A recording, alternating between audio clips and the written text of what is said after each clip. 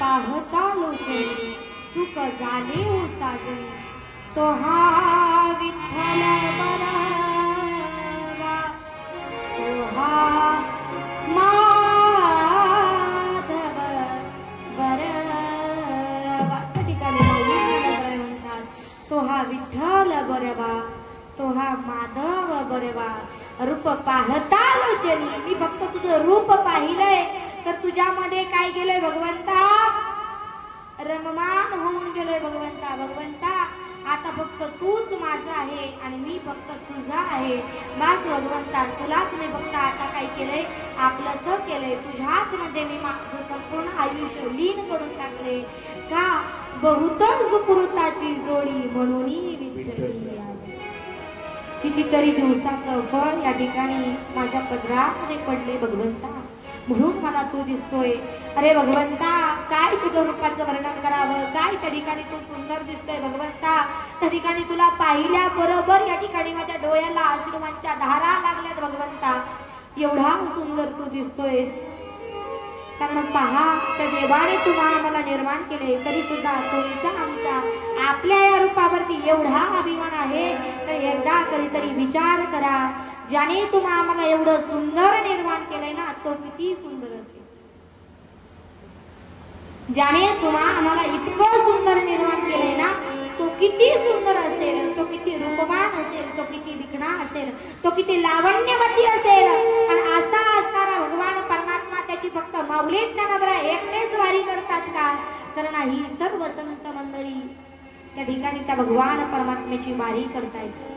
कोण कोण त्या ठिकाणी माझ्या भगवान परमात्म्याची वारी करतायत. गोरोबा काका माझ्या भगवान परमात्म्याची वारी करतायत. निवृत्ती दादा त्या ठिकाणी भगवान परमात्म्याच्या वारी करता येत आहेत. आदिशक्ती जगत जननी जगत अंबिका योग माया असणारी त्या ठिकाणी आदिशक्ती मुक्ताई ती सुद्धा त्या ठिकाणी भगवान परमात्म्याची वारी करते. सोपान काका त्या ठिकाणी भगवान परमात्म्याची वारी करतायत. संत सखुबाई असेल बहिणाबाई असेल सोयराबाई असतील त्या सुद्धा भगवान परमात्म्याची वारी करतायत. सगळ्या संत महात्म्यांचा त्या ठिकाणी आपल्याला वारीचा प्रसंग पाहण्याकरिता एवढा वेळ आपल्याकडे नाहीये म्हणून धावत्या वेळामध्ये सांगण्याचा प्रयत्न ऐका.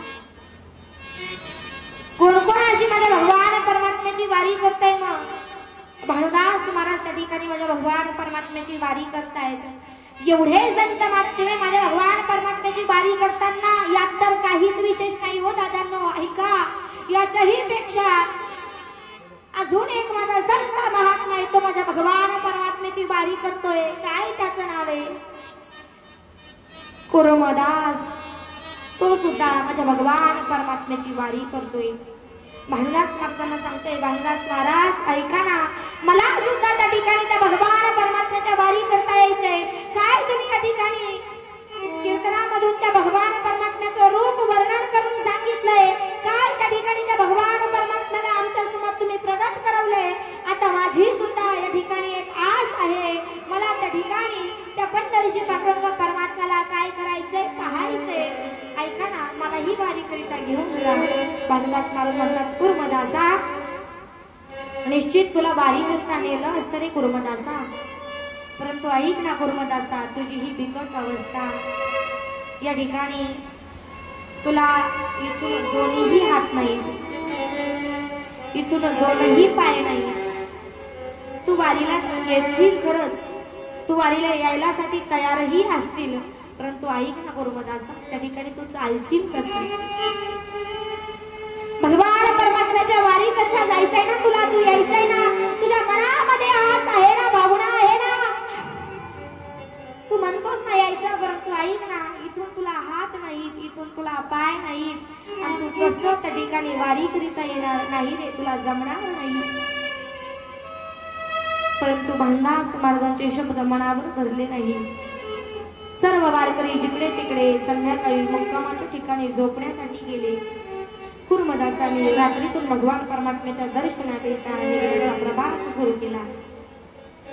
त्या ठिकाणी वारकरी दुपारच्या जेवणाच्या ठिकाणी आहे तोपर्यंत कुर्मदास संध्याकाळच्या मुक्कामाच्या ठिकाणी जोपर्यंत वारकरी मुक्कामाच्या ठिकाणी तोपर्यंत हा दुसऱ्या दिवशी सकाळी नाश्त्याच्या तिथून गपचूप जात नाहीये, तर प्रत्येकाला सांगतोय ऐका, या ठिकाणी या रस्त्याने त्या ठिकाणी वारकरी येत आहेत, भगवान परमात्म्याच्या दर्शनाकरिता जात आहेत आणि ते या ठिकाणीवरून जात असताना त्या ठिकाणी ऐका, त्या वारकऱ्यांना काहीतरी खाण्याची काहीतरी पिण्याची काही करा, व्यवस्था करा. ऐका ना, माझे गुरुवर्य येत आहेत, ऐका ना, सर्व माझे त्या ठिकाणी सवंगडी येत आहेत, त्यांच्यासाठी काहीतरी खाण्याची सोय करा ना. सांगत सांगत पुढे जाता येत. आणि आता तेच कुर्मदास भगवान परमात्म्यापर्यंत जाऊन पोहोचले नाही.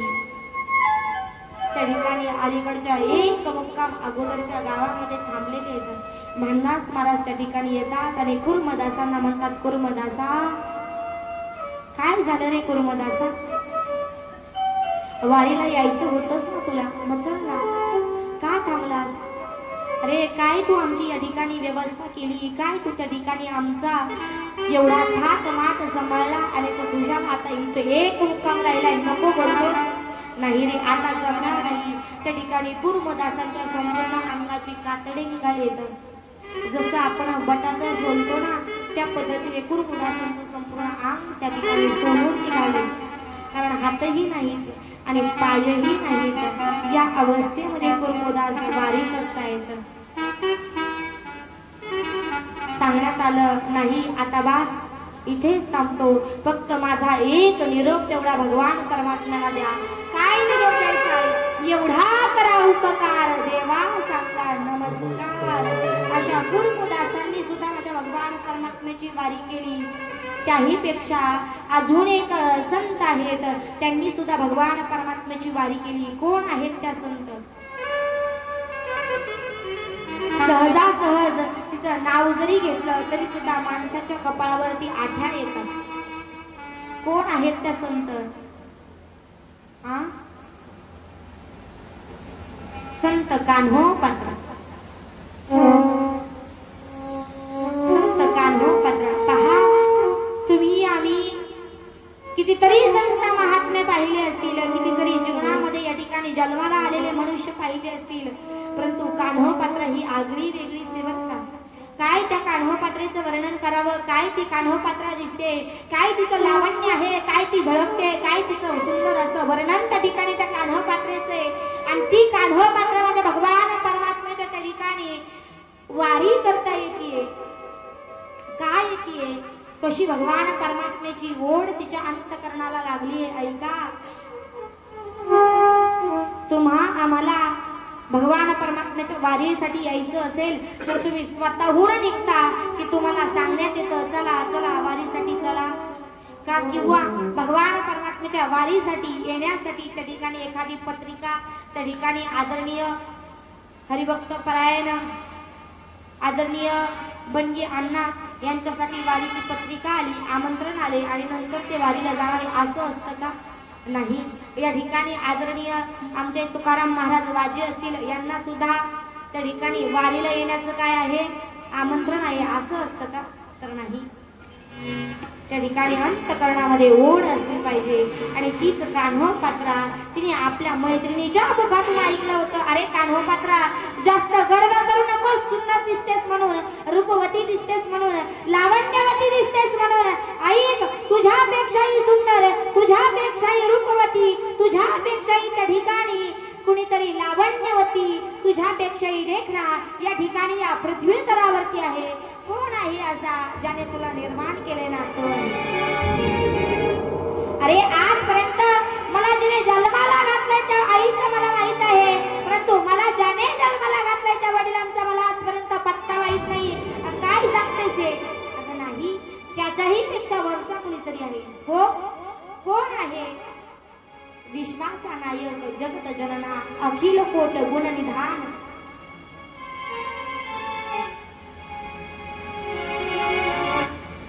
अखिल कोट गुण निधान पंढरीशी पांडुरंग परमात्मा, तो सुद्धा फार सुंदर तुझ्यापेक्षा देखणा आहे.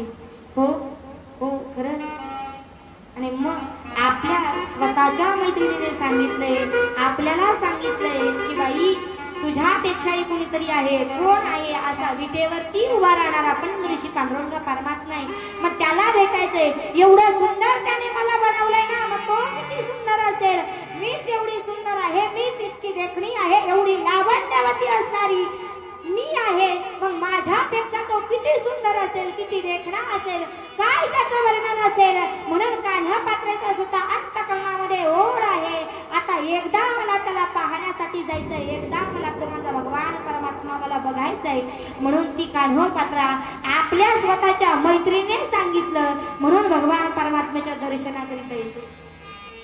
आणि याचंच वर्णन नाथ बाबा भारुडामध्ये फार सुंदर करतात. ताई माई, तुम्हाला जर आपली शेजारी आपली मैत्रीण म्हटली चला पंढरपूरला चला, तर तुम्ही काय म्हणता? या शेजारणीना बरं नाही केलं वयो, मला पंढरीला नेलं पंढरीला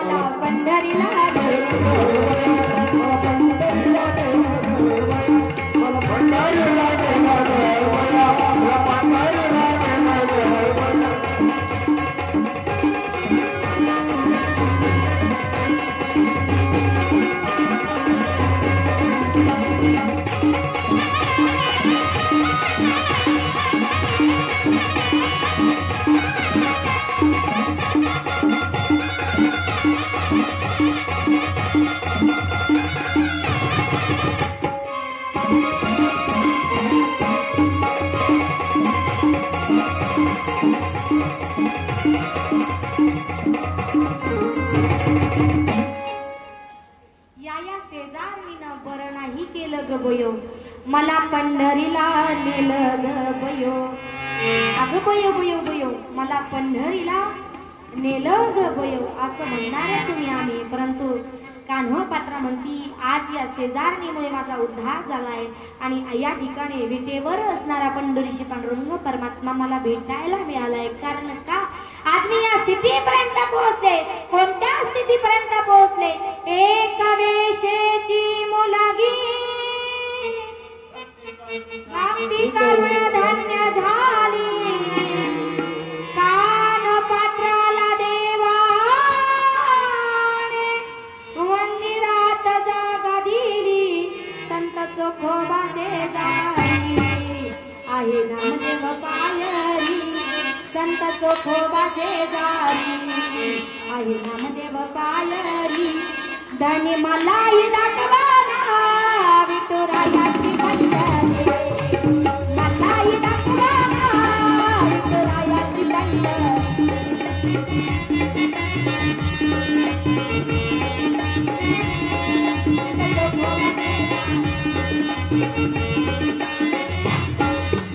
मलाही दाखवाना विठुरायाची पंढरी. मलाही दाखवाना विठुरायाची पंढरी.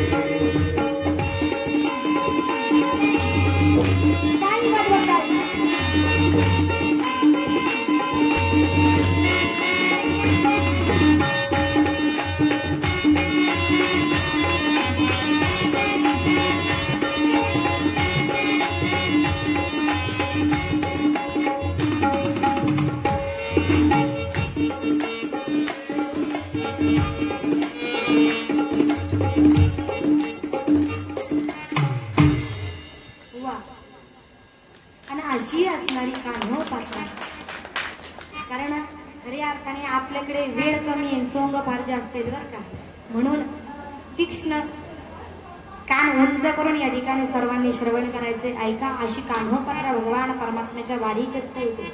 असे सगळे संत महात्मे त्या ठिकाणी भगवान परमात्म्याच्या वारी करता येत आहेत.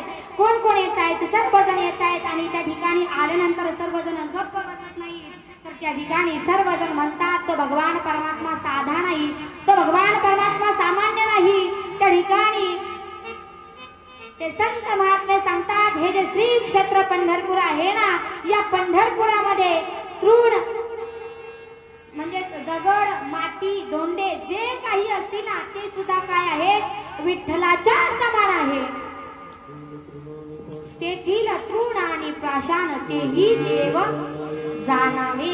त्या ठिकाणी ते सुद्धा आपल्याला देव समजावे लागतील. असे असणारे संत महात्मे त्या ठिकाणी त्या भगवान परमात्म्याला कशा कशामध्ये पाहतायत, तर त्या ठिकाणी चंद्रभागेच्या तटावरती असणारे सुंदर असं चंद्रभागा, त्या ठिकाणी असणारं वाळवंट, त्या वाळवंटामध्ये सगळे संत महात्मे मिळून काय करतात? खेळ मांडियेला वाळवंटी गाई, खेळ मांडियेला वाळवंटी गाई,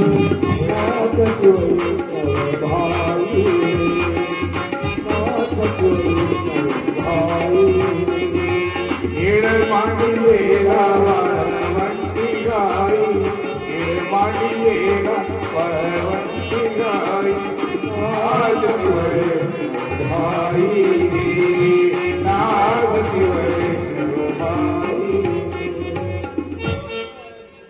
खेळ मांडियेला वाळवंटी गाई, नाचती वैष्णव भाई भाई किंवा भाई रे.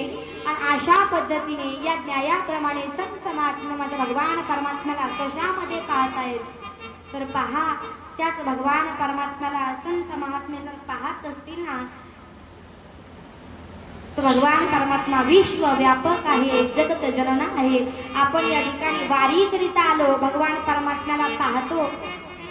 त्या ठिकाणी भगवान परमात्म्याला कळसावरती पाहतो, त्या ठिकाणी भगवान परमात्म्याला ध्वजावरती पाहतो, त्याच ठिकाणी त्याच भगवान परमात्म्याला विटेवरती उभा असणाऱ्या पंढरशी पांडुरंगा परमात्म्याला आपण पाहतो. चंद्रभागेमध्ये पाहतो. एक एक असणाऱ्या वारकऱ्यांमध्ये त्या ठिकाणी त्या भगवान परमात्म्याला तुम्ही आम्ही पाहतो. परंतु संत महात्मे माझ्या भगवान परमात्म्याला जर पाहत असतील ना, तर टाळामध्ये पाहतात. ते म्हणतात,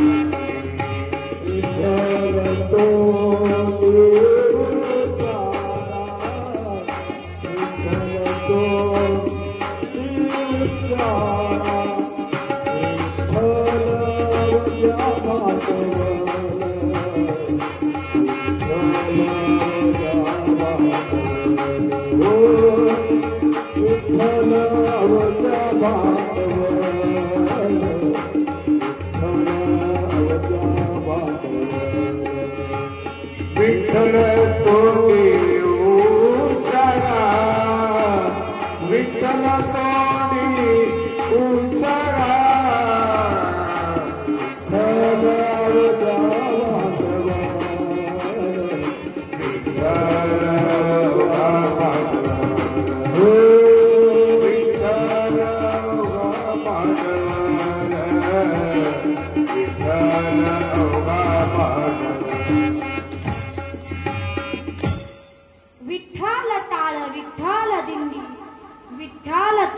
उच्चारावा.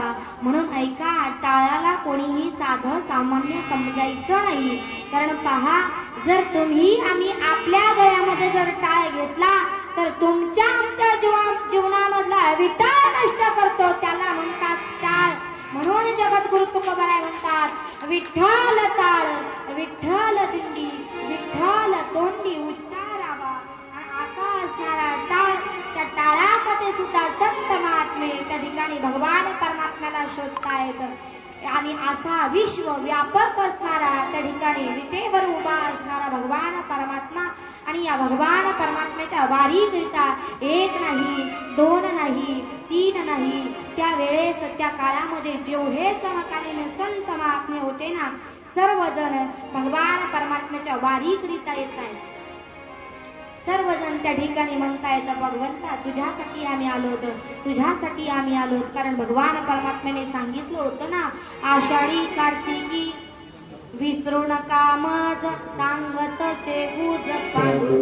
आणि याच गुजाच्या नियमाप्रमाणे भगवंता ऐक, बघ आमच्याकडे, आम्ही तुझ्यासाठी आलो ना, मग बघ आमच्याकडे, तुझ्यासाठी आम्ही आलो होतो.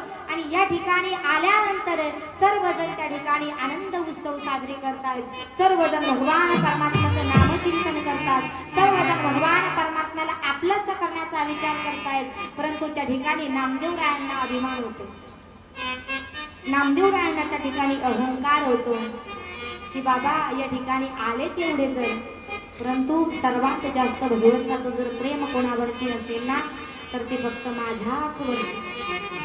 भगवान परमात्मा सर्वात जास्त जर जीव कुणाला लावत असेल ना, तर फक्त आणि फक्त मलाच लावतो, की तर दुसऱ्या कोणावरती भगवान परमात्म्याचं प्रेम नाही, दुसऱ्या कुणावरती भगवान परमात्म्याचा जीव नाही. या भ्रमामध्ये माझे नामदेवराय येतं.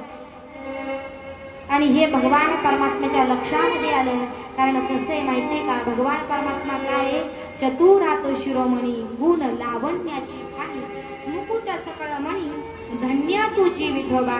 आणि असा असणारा भगवान परमात्मा त्याने लीला करायची ठरवली. त्याने सांगितलं ज्ञानोबाराय आणि नामदेवराय दोघांना, आपल्या तिघांना मिळून काय करायचं आहे, खेळ खेळायचा आहे. काय खेळ खेळायचा आहे, मी या ठिकाणी लपून बसणार आहे आणि तुम्ही मला काय करायचंय, शोधण्याकरिता यायचे.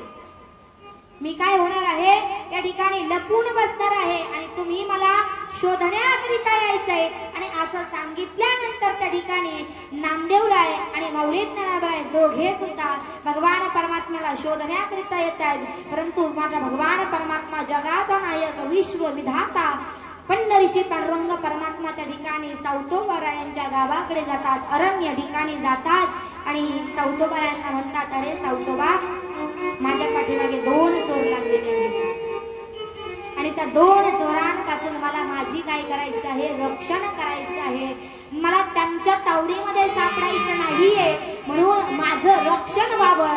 म्हणून त्या ठिकाणी काय कर, मला लपण्यासाठी जागा दे. कोण होते हो, सावतोबाराय. त्या ठिकाणी भगवान परमात्म्याला ते पाहत होते. कशामध्ये, कांदा मुळा भाजी अवघी विठाबाई माझी, लसूण मिरची कोथिंबिरी अवघा झाला माझा हरी.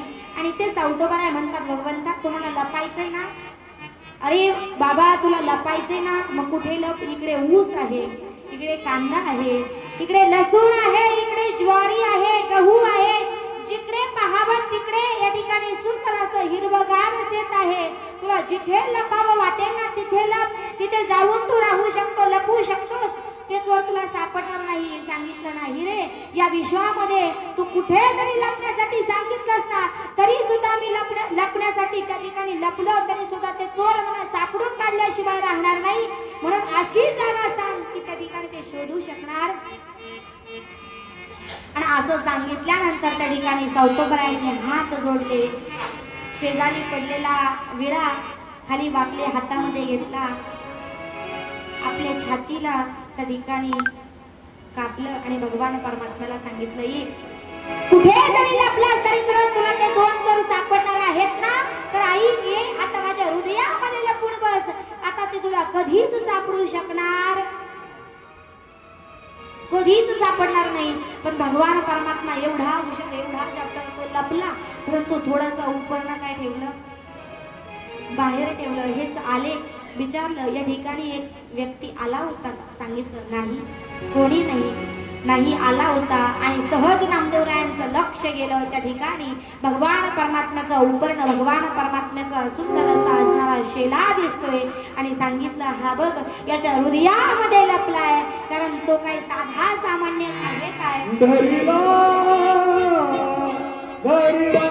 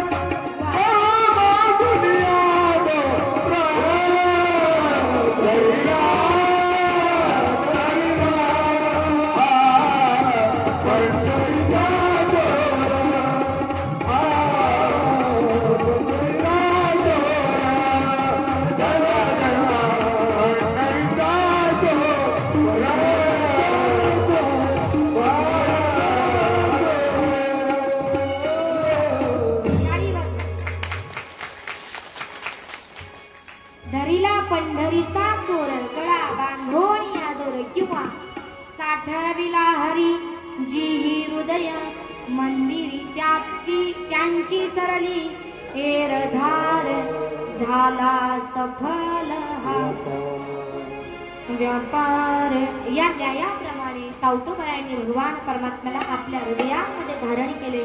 ऐका खऱ्या अर्थाने समकालीन त्यावेळेचे सकल संत महात्मे भगवान परमात्म्याला भेटण्याकरिता भगवान परमात्म्याच्या वारीकरिता भगवान परमात्म्याकडे जातात. परंतु जगाच्या पाठीवरती असा एकच संत महात्मा होऊन गेलाय की त्याच्यासाठी स्वतः भगवान परमात्मा द्वादशीच्या दिवशी कुठे येतात? अरणला येतात. तुम्ही आम्ही जर एखाद्या वर्षी भगवान परमात्म्याला म्हटलं भगवंता ऐक भगवंता आता कितीतरी दिवस झाले वारी करतोय परंतु आता या वर्षी गुडघे साथ देत नाहीत म्हणून आता या वर्षी मी तुझ्याकरिता वारीसाठी येऊ शकत एवढ्या वर्षी मला भेटण्याकरिता घरी येशील का? येईल का होतो? येईल का बाबा? येईल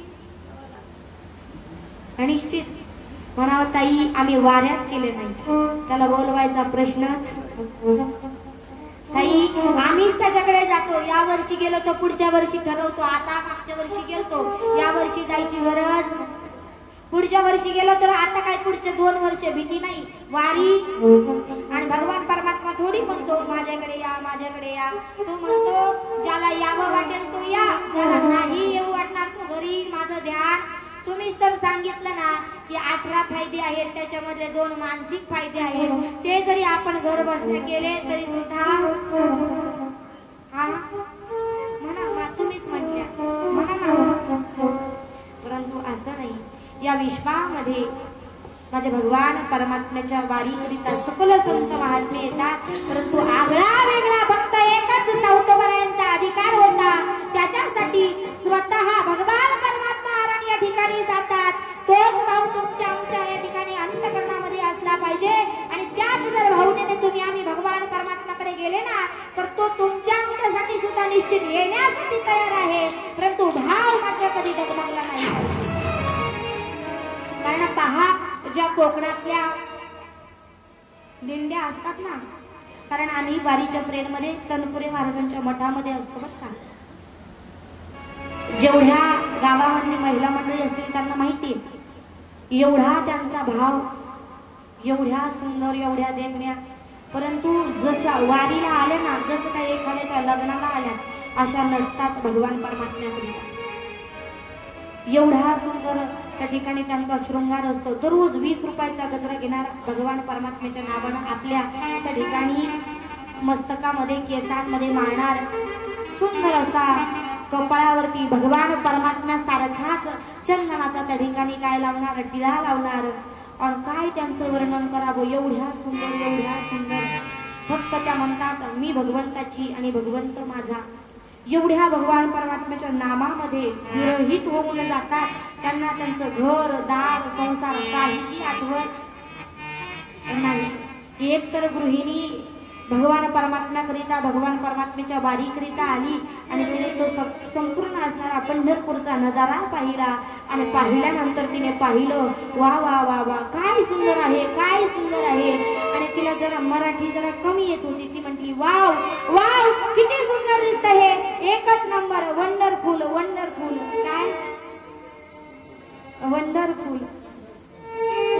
आणि हे पाहिल्यानंतर त्याच ठिकाणी आपली त्या ठिकाणी गावाकडची त्या ठिकाणी आजीबाई बसलेली. ती म्हणते अगं ये भवाने, वंडरफुल नाही, काय पंढरपूर. भाव मात्र डगमगू देत नाही. तिचा भाव हा कसा आहे, एकनिष्ठ आहे. आणि त्याच भावाने तुम्ही आम्ही जर त्याच्याकडे गेला, जसे संत महात्मे त्या ठिकाणी आलेत आणि येऊन सर्वजण भगवान परमात्म्याला आपलंच करतात. एवढंच नाही तर त्रयोदशीच्या दिवशी भगवान परमात्मा पुन्हा त्या ठिकाणी आपल्या जागेवरती आलेले. तर प्रत्येक जण वाळवंटामध्ये नाचतोय, भगवान परमात्म्याला आपलंच करतोय. वाळवंटामध्ये सर्वजण त्या ठिकाणी काय करतात, मिळून त्या ठिकाणी काला करतात. कारण हे वर्णन मी माझ्या मनाचं सांगत नाही, स्कंद पुराणामध्ये आलेलं वर्णन ऐका. ज्यावेळेस तुम्ही आम्ही वारीकरिता येतो, भगवान परमात्म्याच्या दर्शनाकरिता येतो, त्यावेळेस आल्यानंतर तुम्ही आम्ही भगवान परमात्म्याचं दर्शन घेतलं, एकादशीचं सुंदर अशी नगर प्रदक्षिणा झाली की लगेच गावाकडे निघायचं नसतं. त्यानंतर दुसऱ्या दिवशी द्वादशी सोडली, कालाही झाला, लगेच गावाकडे निघायचं. खऱ्या अर्थाने महत्वाचा विषय म्हणजे या ठिकाणी स्कंद पुराणामध्ये काला हा द्वादशीच्या दिवशी होतच नाही. द्वादशीच्या दिवशी फक्त पारणं सोडायचं असतं, काला करायचा नसतो. खऱ्या अर्थाने तुम्ही आम्ही बिझी झालो, तुम्हाला आम्हाला भगवान परमात्म्याकडे येण्यासाठी वेळ राहिला नाही. ज्याने तुमच्यासाठी हा संपूर्ण अनमोल किमतीचा वेळ दिलाय त्याच्यासाठीच तुमच्याकडे वेळ राहिला नाही. म्हणून तुम्ही आम्ही द्वादशीलाच काला करून हाला करतो. काला झाला की हाला, परंतु खऱ्या अर्थाने तसं नाहीये. स्कंद पुराणाच्या जर आधारे जर विचार केला तर सकल संत महात्म्यांनी, सकल संत मंदिरांनी त्यावेळेस केलेला काला आहे. आणि तो काला ते गुरुपौर्णिमेच्या दिवशी करतायत. आणि कसा करतायत, कुठे करतायत, तर तोच काला त्या ठिकाणी वाळवंटामध्ये करतायत. तोच काला त्या ठिकाणी विष्णू पुराणाच्या जर आधारे जर विचार केला तर तोच काला त्या ठिकाणी गोपाळपुरामध्ये करतायत. प्रत्येक जण त्या ठिकाणी एकच टाळी वाजवतोय आणि काय करतोय, एकच टाळी झाली चंद्रभागी झाली चंद्रभागी